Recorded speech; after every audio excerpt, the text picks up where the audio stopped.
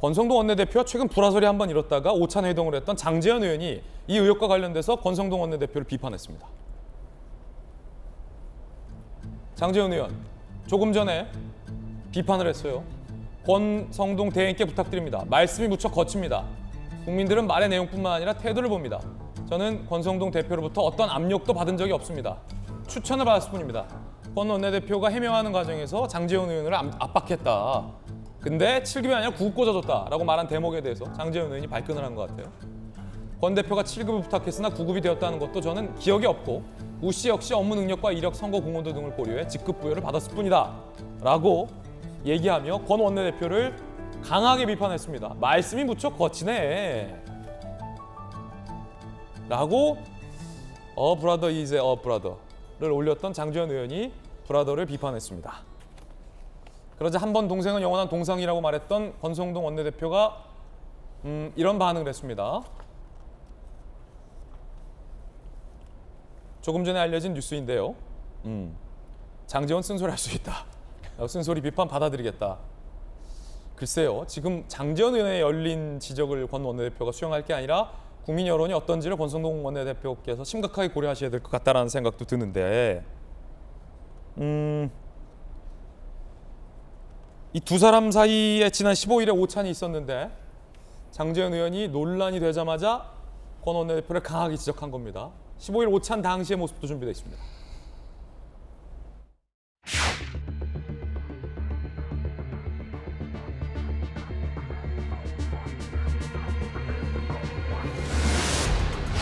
어떻게 해야지 평소와 다름없다는 모습을 연출해 줄 수 있지? 어떻게 우리 신문 앞에서 윤석열 정부를 제대로 뒷받침할 것인가 대안을 나눴고 뭐 우리는 어떤 경우에도 윤석열 대통령의 성공을 위한 뒷받침을 잘하는 거고.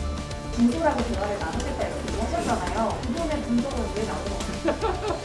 불화설 관련 얘기는 어디 없어요? 불화 갈등 없다고 이렇게 얘기했잖아. 다음에 또 어떻게 하세요? 다음은 제가 약속이 워낙 많아가지고 저도 바빠요.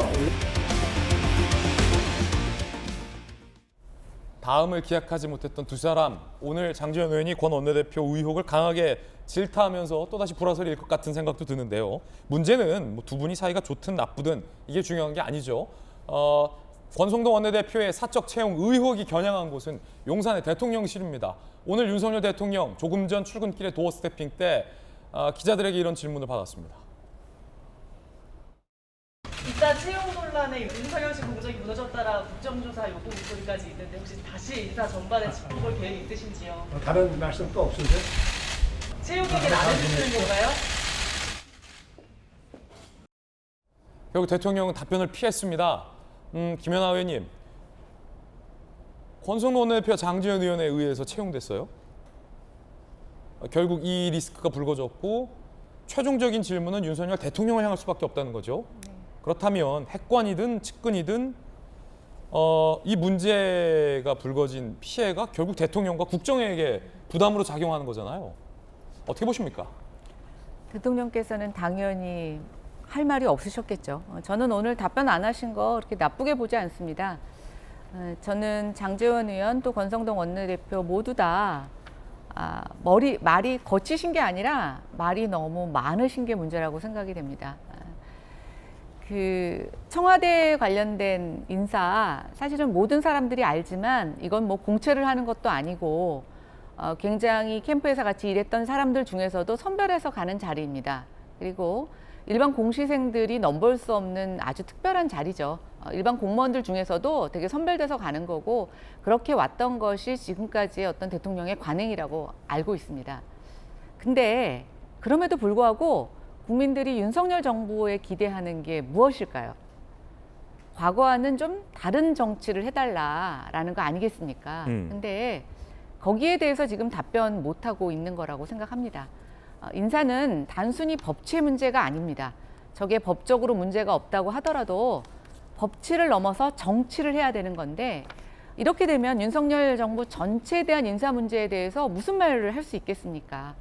이 사람은 내가 친해서, 이 사람은 캠프에서 일을 열심히 해서 그럼에도 불구하고 나와 생각이 다른 사람들도 채용하고 때로는 야당, 야권의 인사도 채용하고 뭐 이런 식의 또 지역적 안배도 또 성별 안배도 해야 되는 것이라고 많은 사람들이 지적했지만 대통령과 대통령실은 계속 능력 중심이라고 얘기를 했는데 그 결과가 사실은 까보니 능력 중심이 아니라 내 측근이 추천한 순서였다라고 하니 대통령이 모든 인사에 대해서 국민들이 실망하지 않을까 전 이런 생각이 들고요.